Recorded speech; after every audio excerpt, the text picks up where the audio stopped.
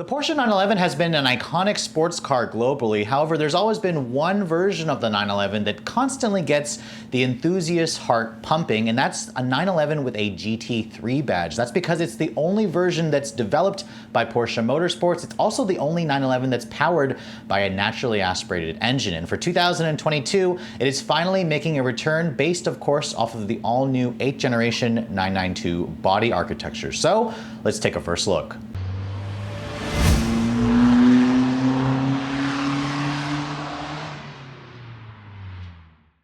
So in the world of electrification, self-driving, and forced induction, it always gets my ears perked up whenever I hear the introduction of a new sports car that has a naturally aspirated engine that revs to 9,000 RPM. But that's exactly what the GT3 has always been.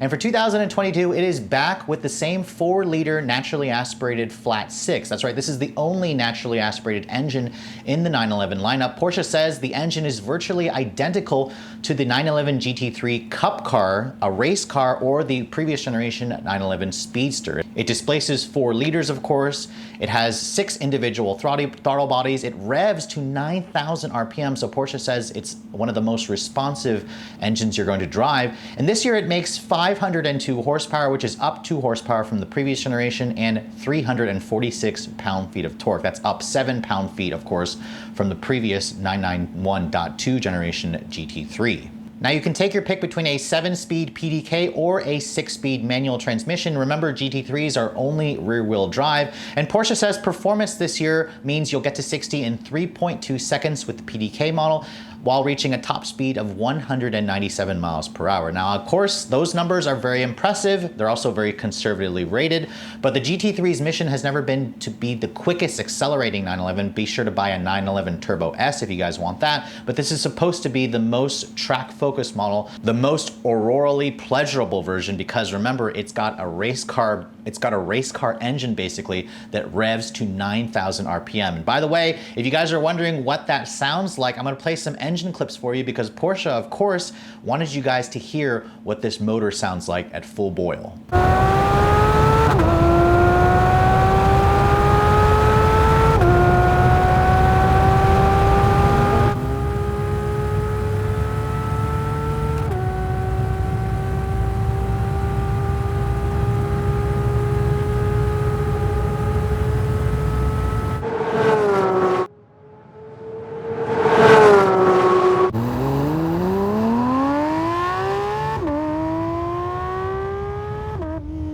Now, I've driven a lot of fantastic sports cars in my line of work, but sadly a GT3 model has evaded me for years. So Porsche, you know how to reach me. Be sure to send me this car because I really want to experience what that engine sounds like at full boil. Now, as the most track-capable 911, Porsche says that they've managed to keep the weight pretty much the same as the previous generation model, and that's due to more extensive use of carbon fiber body panels. Porsche says it now makes up the hood and, of course, the rear spoiler and that rear wing. Now, speaking of which, the rear wing on the 911 GT3 is a fixed wing with manually adjustable fixed position points, where of course you can adjust the downforce of this vehicle when you're driving at those triple-digit speeds. Porsche says they've redesigned the rear wing to give you about 50% more downforce versus the previous generation model, which is of course going to help this vehicle be more track capable. Of course, if you guys live in Germany and you plan to take your 911 GT3 to the Nürburgring, Porsche says this new model will complete the circuit faster, about 17 seconds faster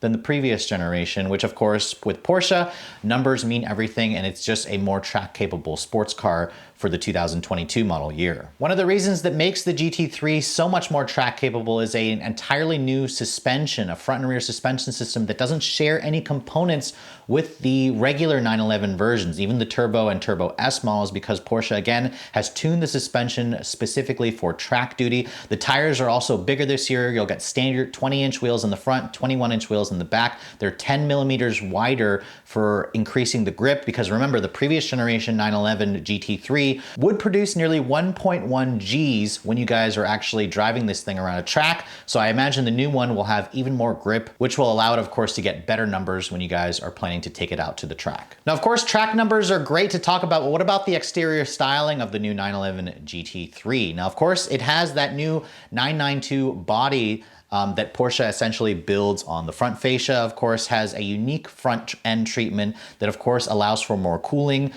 The front hood in general has these two new functional air vents that Porsche says allows it for better cooling. I'm not particularly the biggest fan of the new air vents. They kind of look like nostrils that are, again, in the actual front hood of the vehicle, which if you lift up that hood, you're still gonna have that frunk feature.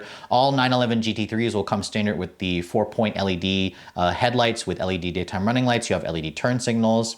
And of course, Porsche showed off the car in this beautiful speck of blue, which isn't quite the same as Miami blue, but it does make this car look even more like a serious track weapon. Around the side, the wheels are unique, of course, on the GT3, and you can take your pick between either a green or a blue lip that goes around the ring. The brakes, of course, have been upgraded, and if you guys plan to really take your GT3 onto the track, Porsche says you can spec in a full carbon ceramic brake kit, which is probably going to cost at least $10,000 if you guys plan to add that option. At the rear, we still have those full width LED taillights, which of course have been dark tinted specifically for the GT3. There's a very subtle GT3 badge at the back, which Porsche will most likely let you delete if you guys want to be a little bit more stealth. And then the GT3s will come standard with their own unique exhaust system. The exhaust system itself does have a central mount, twin pipes, which are centrally mounted, that makes the GT3 again give it that characteristic sound and a unique look that should help differentiate it, of course, from other 911 models if you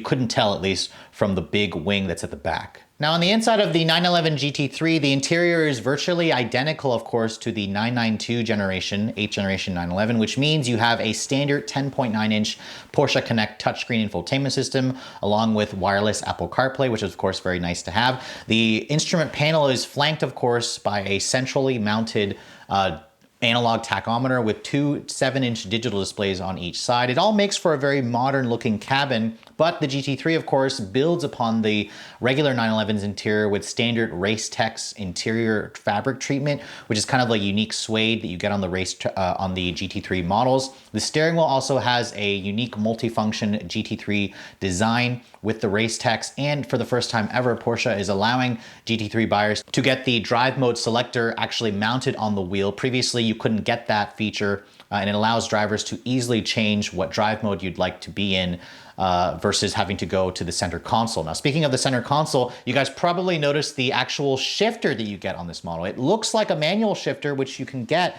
However, the PDK has a shifter that basically looks like the one that's in the manual transmission model, which allows users to actually be able to shift gears from the gear lever and not just have the paddles. And it also looks significantly better versus the razor shaver that you get on the regular 911 models. So if you guys have always wanted a PDK in the current generation 911 with an actual shifter, the GT3 model is the one you're gonna have to get. The seats are also something to talk about in the GT3. If you guys are gonna be taking this vehicle to the track, you're gonna want more track-capable seats that hold you in place. The standard seats will be a 4-way manually and automatically adjustable sport seats. If you guys wanna spend more money, Porsche will throw in an 18-way full power seat or a carbon fiber full bucket seat, which again, these are going to be available at an extra cost option, probably something that's going to cost as much as your firstborn, but the carbon fiber bucket seats should shave around 26 pounds of weight. So if you guys again want the lightest, most track capable version, you're going to want to spec in those full carbon fiber bucket seats. So if you guys are ready to open up your checkbook and pay for the new